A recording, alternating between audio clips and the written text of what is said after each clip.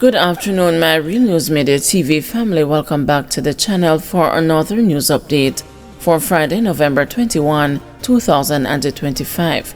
And in the news this afternoon, Energy Minister confirms that JPS applied for extension of license.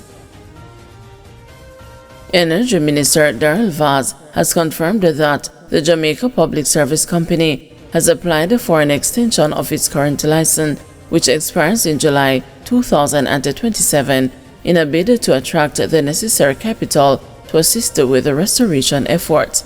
Coral Palmer, Permanent Secretary in the Ministry of Energy, disclosed on Wednesday that the GPS made the request as the company cannot attract the necessary capital with only 2 years remaining on the license.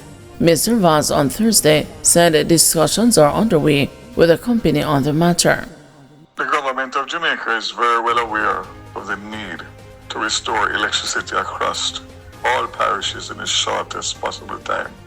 That is a number one priority for me as minister and for the Andrew Moniz-led administration. The government is in discussions with the JPS in relation to how we can assist and work out a formula which will allow them to be able to raise the funds that they require in order to bring the grid back up.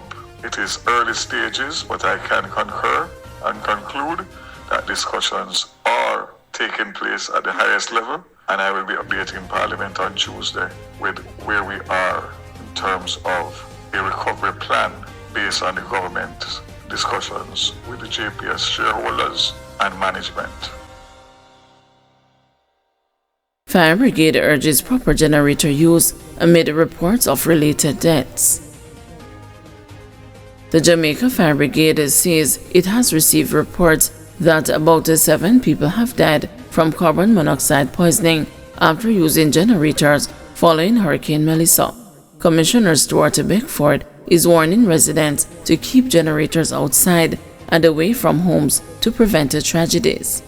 We suspect that there are instances where they may not have resulted in deaths, but people would have been seriously hurt. So we want to urge caution because, as I said, because of the long outages with the JPS power, persons are using these equipment to provide light. And so while it is good that they can use these devices and these equipment, they do pose a risk, they do pose a danger. And we are asking persons just to be cautious. If you need any assistance in terms of safety advice as to how you utilize these things, please give us a call and we are more than happy to assist you in that regard. But make sure that you follow the manufacturer's advice in terms of usage, because if you do that, then I'm pretty sure you'll be okay.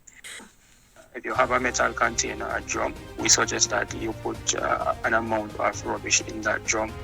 Make sure there's some holes that will allow for oxygen to pass through so that it can burn, and have a metal cover on that, and you use that as a means of burning. It's pretty safe and reduces the risk of sparks leaving your particular location, traveling distance away and starting a fire.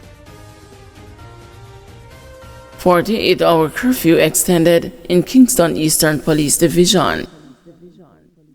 The 48-hour curfew that was imposed in the Kingston Eastern Police Division has been extended.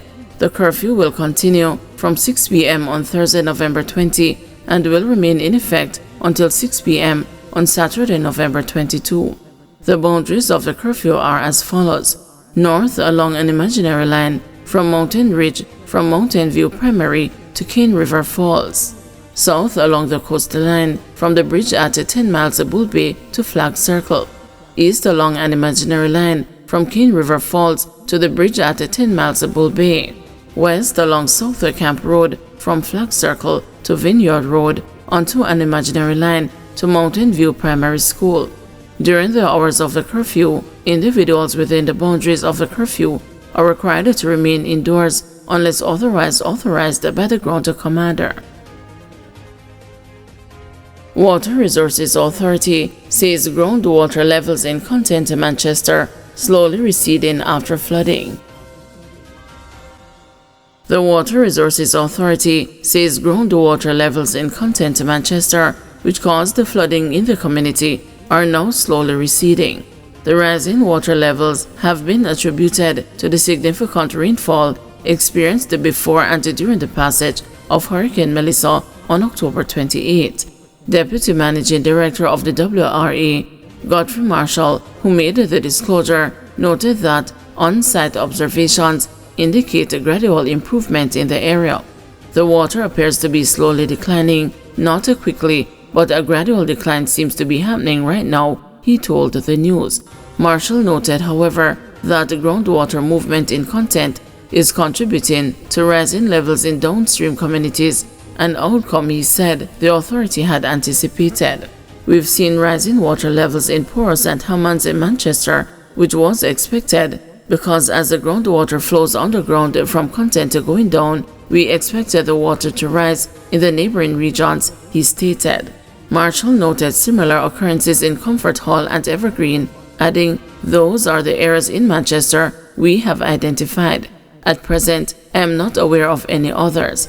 Meanwhile, the WRA is urging residents in the affected communities to exercise caution as groundwater levels continue to shift, and advises individuals to take immediate action should their property become threatened.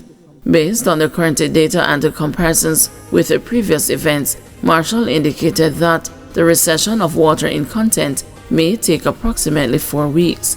In 2002, the waters receded within 2 weeks, but this current event appears to involve a greater volume of water, Marshall stated.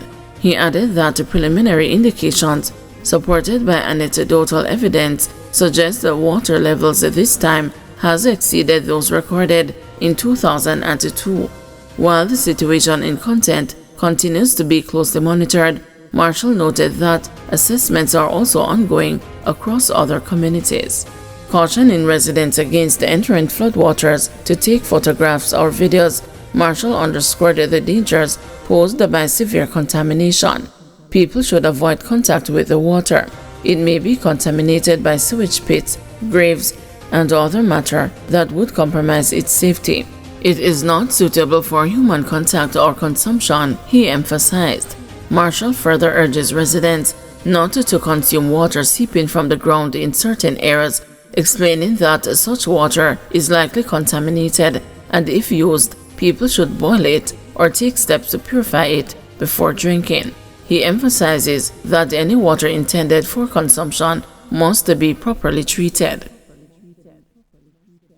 Guys, thank you for watching. See you this evening at 6 p.m. for another news update.